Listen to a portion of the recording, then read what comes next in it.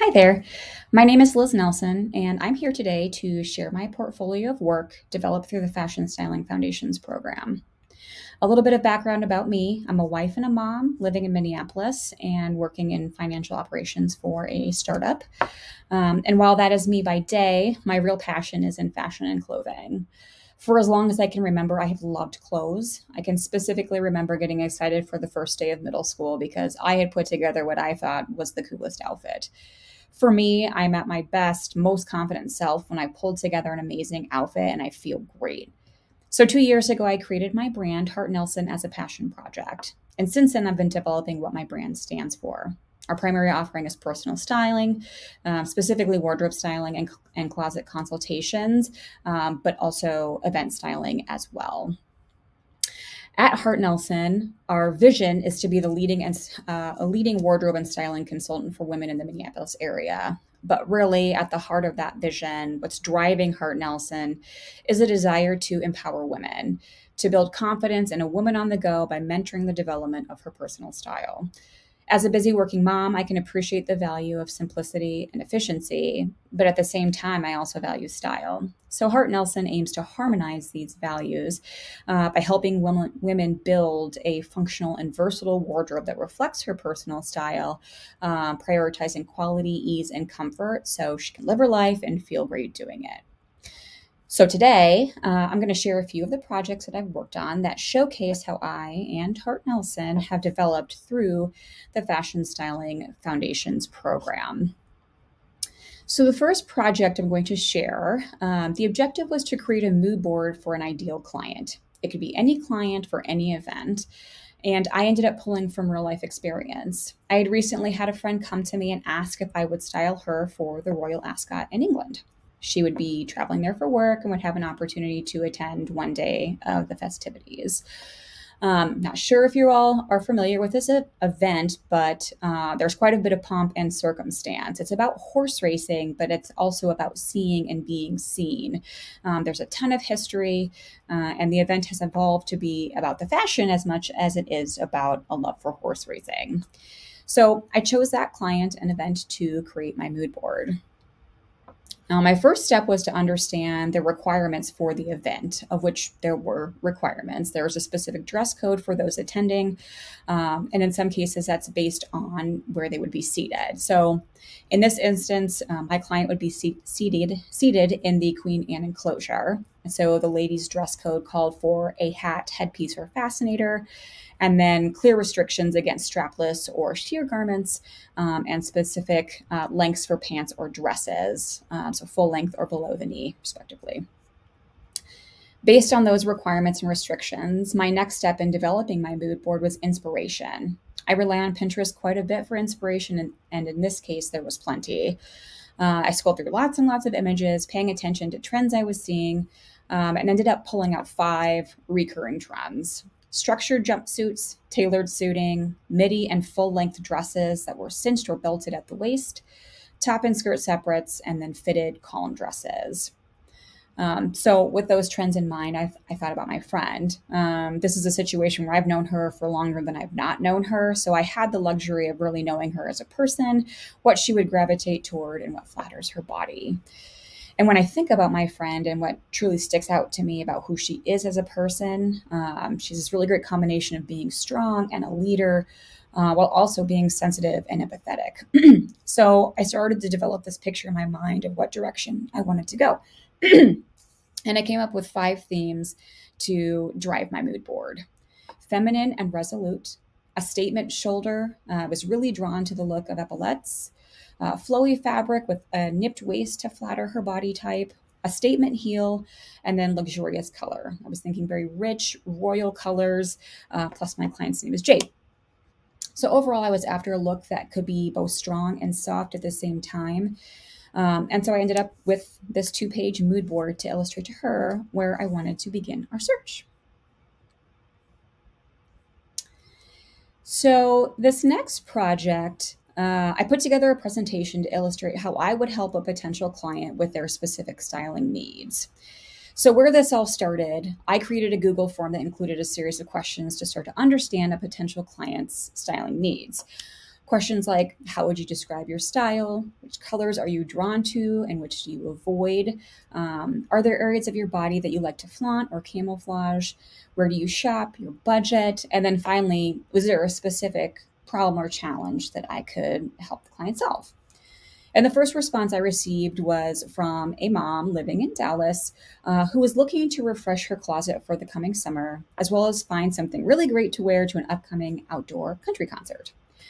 And I was really excited about this particular response because the potential client, her name is Anna, her needs fit really well with a type of styling that I'm interested in, which is wardrobe styling. I'm really drawn to the idea of creating capsule wardrobes because they're intended to be functional, versatile, on trend, but not trendy, and just generally more efficient. And so my goal was to create a mini capsule for Anna, 5 looks that would breathe new life into her closet. So my first step was to organize my thoughts about what I was looking for and where. So I came up with a set of table stakes based on the feedback that Anna had provided on that form.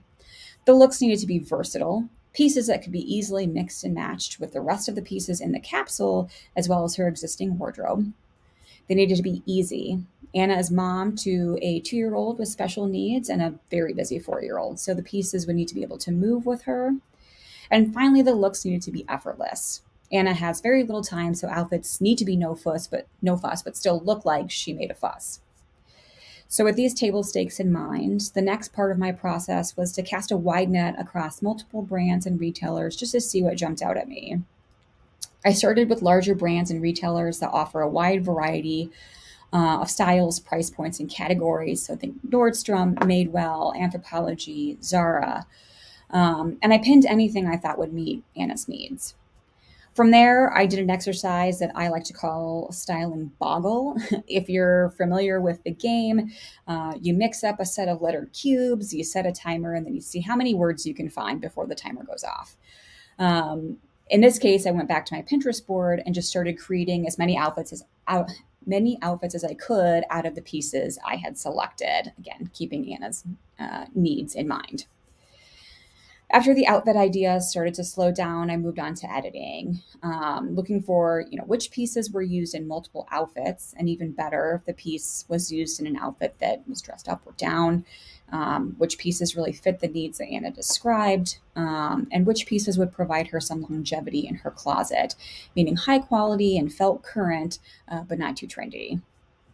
This line of questioning really helped me narrow down to a set of pieces that I then grouped into 5 looks. And then after I had the clothes, I set out to accessorize. So again, sourcing from retailers that offered a wide variety of accessories, handbags, shoes, and jewelry.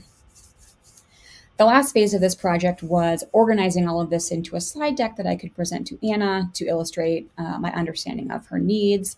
And then that would sort of jumpstart the iterative process of refining based on her feedback. So I used Canva. I rely on Canva quite a bit to create assets for presentations, social media, and my website. So I used Canva to put together these slides to show her what I had come up with. And now moving on to the last project that I wanted to share. It's the test shoot, where I set out to develop a concept and then style a photo shoot. You can see the final product here. Please tell me that you can name the movie that inspired this photo shoot. I'm not exactly sure how I wound up at the Breakfast Club. I was watching Netflix at the time, the show Wednesday, and was feeling particularly inspired by Wednesday's black and white looks. And my mind must have traveled from Nevermore to School in General, which then got me thinking about the resurgence of trends from the 80s and 90s when I was either watching movies about high school kids or I actually was in high school. So all of my meandering thoughts sort of intersected at the Breakfast Club. So I went about creating a mood board to help give a sense of scenery, styles, and even textures that I was thinking about. And then I enlisted a photographer to help me bring the concept to life. We talked about location, and my first instinct was to shoot at a nearby school, but I live in Minnesota where the weather is not always agreeable. So we instead settled on an interior shot where we could pull in a digital background. Now, initially, I was thinking I would go very literal. I mean, you can even see in the mood board, it's very clear what I was going for. And we chose a scene from a movie posters where the characters were standing against a chalkboard, and I could literally pull every one of the 5 outfits to the T out of my own closet, and it would have been extremely obvious what I was doing.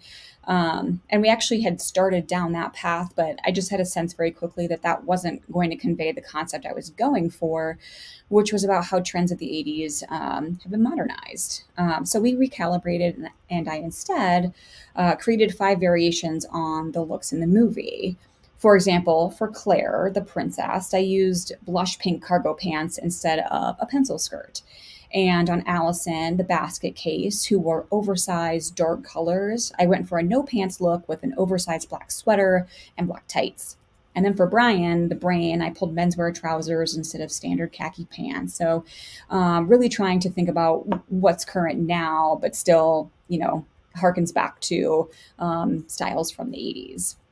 This was a really fun one. I truly enjoy the styling process, and this project allowed me to apply that creativity to something that's so recognizable, but through a different perspective.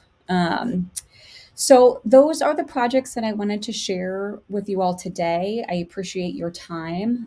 You can find more about me and Hart Nelson at hartnelson.com, or find us on Instagram and Pinterest at Hart Nelson MPLS. Thank you again.